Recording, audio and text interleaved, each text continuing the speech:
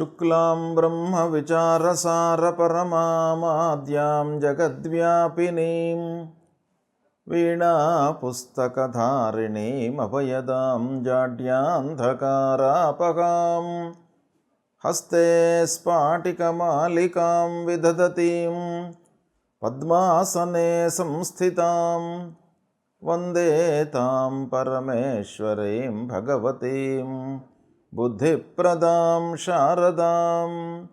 శ్రీ మహాగణాధిపతయే నమః. శ్రీ మహాసరస్వత్యై నమః. శ్రీ గురుభ్యో నమః. 2025 సంవత్సరంలో ఫిబ్రవరి మాసంలో మకర రాశిలో జన్మించినటువంటి వారికి, అంటే మకర రాశి జాతకులకి గోచార ఫలితాలు ఎలా ఉన్నాయో తెలుసుకుందాం.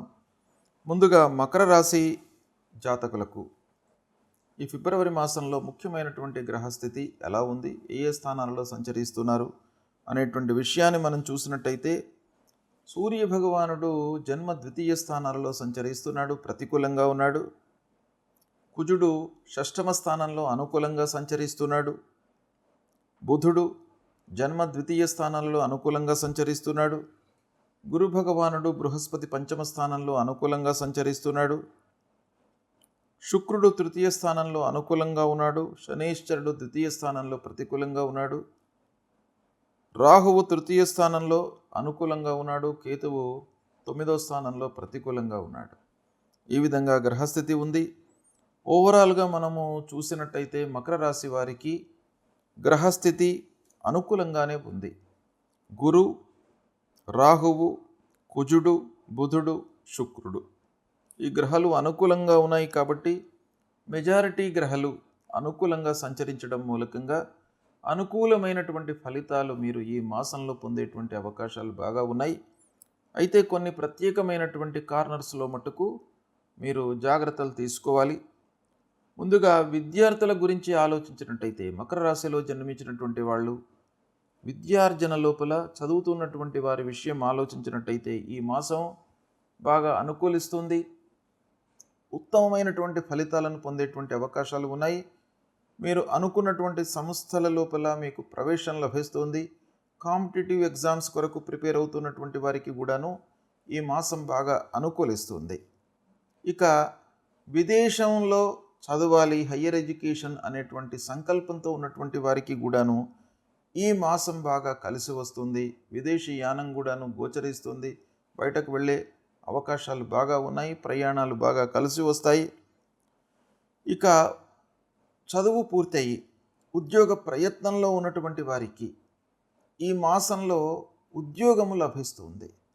చాలా సంతృప్తికరమైనటువంటి విషయం, శుభవార్త వినికిడి. తద్వారా మీరు కొత్త సంస్థ లోపల ఉద్యోగంలో చేరుతారు. రాబడి, ఆదాయము ప్రారంభమవుతుంది.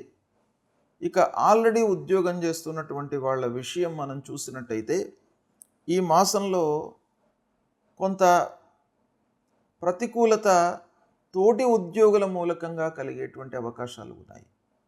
అంటే మీరు చేస్తున్నటువంటి పనిని వాళ్ళు వేరే విధంగా చెప్పడం, దాన్ని అధికారులకు వేరే రకంగా చేర్చడం మూలకంగా మీకు కొంత ఇబ్బందులు తలెత్తే అవకాశాలు ఉన్నాయి. కాబట్టి ఉద్యోగం చేస్తున్నటువంటి వాళ్ళు ఆఫీసులో తోటి ఉద్యోగులతో, క్లయింట్స్తో కొంత జాగ్రత్తగా ఉండడము మంచిది. అయినప్పటికీ అధికారుల యొక్క అండదండలు మటుకు మీకు బాగానే ఉన్నాయి. ఈ మాసంలో ఇబ్బంది లేదు. ఇక ప్రారంభించినటువంటి పనులు మీకు అనుకూలంగా సకాలంలో పూర్తి చేయగలుగుతారు. తద్వారా మీకు రాబడి కూడాను అనుకున్న మేర లేకపోయినప్పటికీ ఎంతో కొంత మీకు ఆదాయం కూడాను లభిస్తుంది. ఆస్తుల విషయం మూలకంగా, స్థిర చరాస్తుల మూలకంగా మీకు ఆదాయము రావడం అనేది ఈ మాసంలో ప్రారంభమయ్యే అవకాశము కనబడుతుంది. ఇంటి వాతావరణం మీకు బాగా ఉంటుంది. సోదరులు, అన్నదమ్ములు, బంధువులు, ఆత్మీయులు వీళ్ళందరితో కూడాను మీకు సత్సంబంధాలు నెలకొంటాయి. ఈ మాసం లోపల వారి యొక్క సూచనలు, సలహాలను మీరు యథాతథంగా పాటించడం మూలకంగా కూడాను మీకు మంచి జరిగే అవకాశాలు బాగా కనబడుతున్నాయి. భూమి కొనుగోలు చేయడము, కొత్త వాహనాన్ని కొనడము, ప్లాట్ కొనడము ఇలాంటివి కూడాను ఈ మాసంలో మీకు కనబడుతున్నాయి. ఇక సంగీత సాహిత్య సినిమా రంగాలలో ఉన్నటువంటి వారికి కూడాను కొత్త అవకాశాలు వస్తాయి. ఈ మాసంలో బాగా కలిసి వస్తుంది. ముఖ్యంగా సాఫ్ట్వేర్ రంగంలో ఉన్నటువంటి వారికి కొత్త అవకాశాలు వస్తాయి. వైద్య వృత్తిలో ఉన్నటువంటి వారికి అవకాశాలు వస్తాయి. ఇక వైద్య వృత్తిలో ఉన్నటువంటి వారికి ముఖ్యంగా మంచి పేరు ఈ మాసంలో లభించేటువంటి అవకాశాలు బాగా కనబడుతున్నాయి. అయితే ఓవరాల్గా మనం చూసినట్టయితే వర్క్ లోడ్ పెరుగుతుంది, బాధ్యతలు పెరుగుతాయి. తద్వారా మీకు ఆరోగ్యము నిర్లక్ష్యం చేస్తారు. ఆరోగ్య సమస్యలు తలెత్తే అవకాశము ఒక పక్కన కనబడుతున్నాయి ఈ మాసంలో. కాబట్టి మీ వైపు నుంచి ఆహార నియమాలను పాటించండి, ఆరోగ్య సూత్రాలను పాటించండి. ఆరోగ్యం నిలకడగా ఉండడానికి చేయవలసినటువంటి పనులపై మనస్సు నిలపండి. ఇకపోతే డబ్బు విషయంలో కొంత జాగ్రత్తల మట్టుకు ఈ మాసం అవసరము.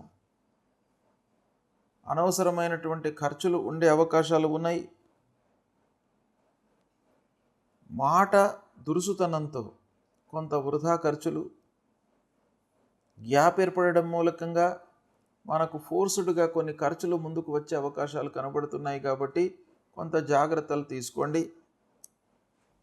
పూర్తిగా మీరు అదృష్టంపై ఆధారపడకుండా మీ ఎఫర్ట్స్ పెట్టండి పనులపై. తప్పకుండా మీకు ఫలితం అనుకూలంగా ఉంటుంది.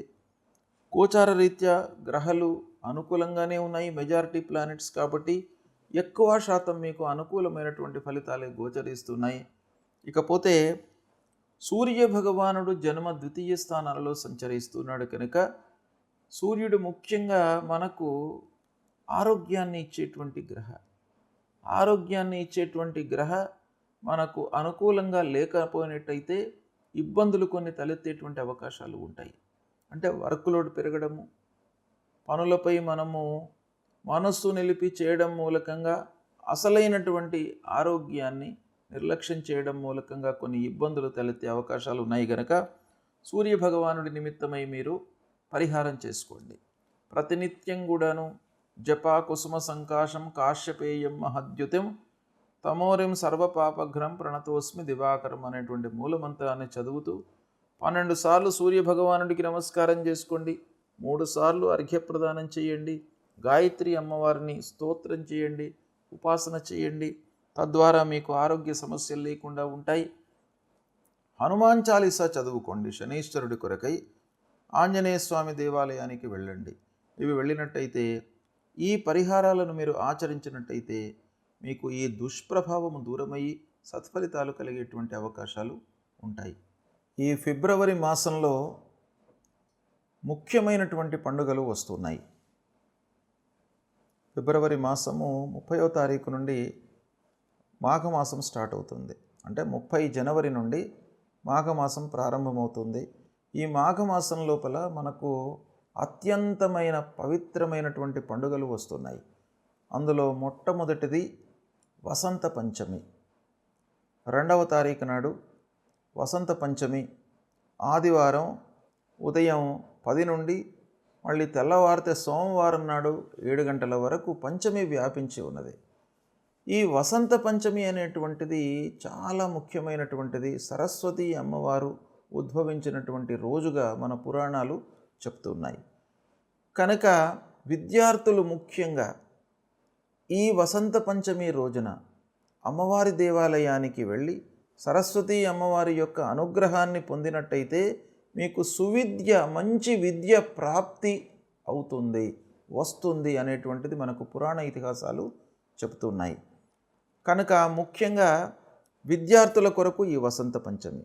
ఇక వ్యాపారులకు కూడాను వసంత పంచమి యొక్క ప్రాధాన్యత బాగా ఉంది. ఈ వసంత పంచమి రోజున ఎవరైతే వ్యాపారాన్ని ప్రారంభిస్తారో గ్రహస్థితికి సంబంధం లేకుండా ఆ వ్యాపారము నిర్విఘ్నంగా కొనసాగుతుంది, లాభదాయకంగా ఉంటుంది. 4 డబ్బులు ఆ వ్యాపారంలో మీరు గడించేటువంటి అవకాశాలు ఉంటాయి. కాబట్టి వసంత పంచమి రోజున మీకు అవకాశాలు ఉన్నట్టయితే వ్యాపారం చేసుకునేటువంటి వాళ్ళు కొత్త వ్యాపారము ఏదో రకంగా వ్యాపారాన్ని ప్రారంభించినట్టయితే మీకు సత్ఫలితాలు ఉంటాయి.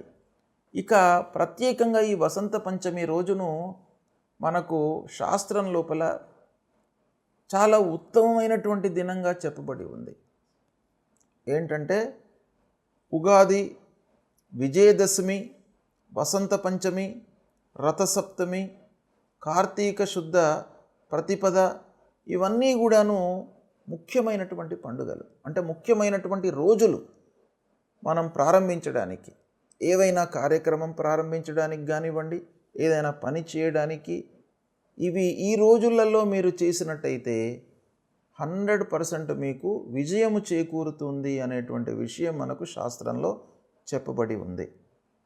ఇలా వసంత పంచమి విద్యార్థులకే కాకుండా, వ్యాపారస్తులకే కాకుండా ప్రతి మనిషికి కూడాను మంచి పర్వకాలంగా మనకు శాస్త్రము చెప్పింది. కాబట్టి ఈ వసంత పంచమి రోజును మీరు ఉపయోగించుకోండి. అందరూ కూడాను ఈ వసంత పంచమి రోజున అమ్మవారి అనుగ్రహంతో అమ్మవారి దేవాలయానికి వెళ్ళి అమ్మవారి యొక్క అనుగ్రహాన్ని పొంది మీరు కార్యక్రమాలు ప్రారంభించినట్టయితే మీ అందరికీ కూడాను విజయం చేకూరుతుంది. ఇక రెండవ ముఖ్యమైనటువంటి పండుగ ఈ ఫిబ్రవరి మాసంలో వస్తూ ఉన్నటువంటిది రథసప్తమి. రథసప్తమి రోజున సూర్యభగవానుణ్ణి మనం పూజించాలి. ఆ రథసప్తమి రోజున ఎవరైతే ఆ సూర్యభగవానుణ్ణి పూజిస్తారో వారికి ఈ సంవత్సరం పొడుగు మొత్తం కూడాను ఆయురారోగ్య ఐశ్వర్యాలన్నీ కూడాను కలుగుతాయి. అంటే ఆరోగ్యము చాలా బాగా ఉంటుంది, నిరాటంకంగా జీవితం కొనసాగుతుంది ఆ సూర్యభగవానుడి యొక్క అనుగ్రహం మూలకంగా. దాని తర్వాత మళ్ళీ వచ్చేటువంటిది భీష్మ ఏకాదశి. ఈ భీష్మ ఏకాదశి కూడాను చాలా ముఖ్యమైనటువంటి పర్వకాలం. భీష్మ పితామహుణ్ణి ఉద్దేశించి ఆ ఏకాదశి రోజున ఉపవాసం చేసుకున్నట్టయితే మీకు అత్యంత శుభప్రదమైనటువంటి ఫలితాలు, అక్షయమైనటువంటి పుణ్యఫలం లభిస్తుంది. దాని తర్వాత మాఘ పౌర్ణిమ కూడాను అత్యంత పవిత్రమైనటువంటి రోజు ఈ ఫిబ్రవరి మాసంలో వస్తుంది. ఆ రోజున మాఘ పౌర్ణిమ రోజున ఏంటయ్యా విశేషం అంటే స్నానానికి ప్రత్యేకమైనటువంటి దినంగా మనకు శాస్త్రం చెప్పింది. అంటే ఆ మాఘ పౌర్ణిమ రోజున ఉదయం పూటనే స్నానం చేసుకోవాలి. 12వ తారీఖు నాడు వస్తుంది మాఘ పౌర్ణిమ. ఆ రోజున ఉదయం 5:30 నుండి 7:30 మధ్య కాలం లోపల సూర్యోదయాత్ పూర్వము, సూర్యోదయాత్ కించిత్ పరం, ఈ కాలం లోపల మీరు స్నానం ఆచరించినట్టయితే అక్షయ పుణ్యఫలము లభిస్తుంది. మీరు చేసినటువంటి పాపాలన్నీ కూడాను దూరం అవుతాయి. కొన్ని విషయాలలో మనకు తెలియకుండా మనం కొన్ని తప్పులు చేస్తాం. అలాంటి తెలియకుండా చేసేటువంటి తప్పులన్నీ కూడాను ఆ ఉదయం పూట మనం చేసేటువంటి స్నానం మూలకంగా పరిహారం అవుతుంది. దాని తర్వాత మళ్ళీ మహాశివరాత్రి 26వ తారీఖు నాడు మహాశివరాత్రి పర్వకాలం ఈ ఫిబ్రవరి మాసంలో వస్తుంది. మహాశివరాత్రికి ప్రత్యేకమైనటువంటి ప్రాధాన్యత ఉన్నది. మహాశివరాత్రి రోజున ఆ భగవంతుడు పరమేశ్వరుడు లింగస్వరూపంలో ఉద్భవించాడు అనేటువంటిది మనకు శాస్త్రం చెప్తోంది. అంటే లింగాకారంలో ఆవిర్భవించినటువంటి దినం మహాశివరాత్రి. కాబట్టి ఆ మహాశివరాత్రి రోజున కూడాను ఆ శివుణ్ణి అభిషేకించినట్టయితే మీకు అక్షయమైనటువంటి పుణ్యం కలుగుతుంది, అపమృత్యు దోషాలు దూరం అవుతాయి. కాబట్టి ఈ అన్ని ఫిబ్రవరి మాసంలో ముఖ్యమైనటువంటి పండుగలు వస్తున్నాయి కనుక వీటిని దృష్టిలో పెట్టుకొని ఆ పండుగలకు మనకు శాస్త్రంలో చెప్పినటువంటి ప్రాధాన్యతని దృష్టిలో పెట్టుకొని మీరు ఆచరించినట్టయితే సత్ఫలితాలను పొందుతారు, ఉత్తమ గతిని పొందుతారు అనేటువంటి విషయం మనకు శాస్త్రం చెప్పింది కనుక ఆచరించండి, శుభ ఫలితాలను పొందుతారు.